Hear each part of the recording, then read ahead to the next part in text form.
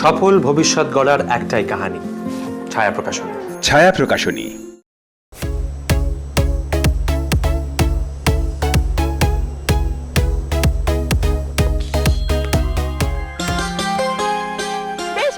শ্রাবন্তী তখন কিশোরী, নায়িকা হয়ে ওঠেননি, তবে নায়িকা হওয়ার পথে একটা একটা করে ধাপ এগিয়ে চলেছেন।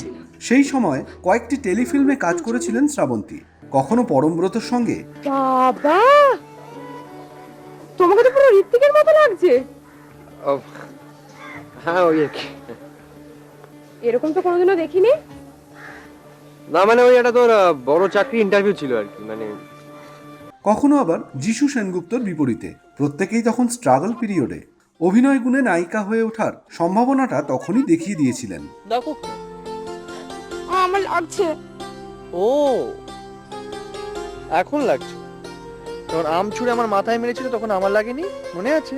কয়েক বছরের মধ্যেই চ্যাম্পিয়নের নায়িকা হিসেবে সাড়া জাগিয়ে আত্মপ্রকাশ, সেই শুরু।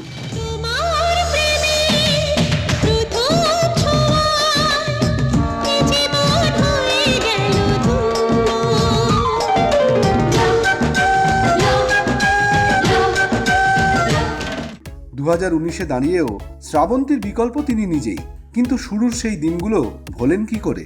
তাই ফিরে গেলেন মিষ্টি অতীতে। যিশুর সঙ্গে অভিনয় করা সেই মুহূর্ত শেয়ার করলেন সোশ্যাল মিডিয়ায়।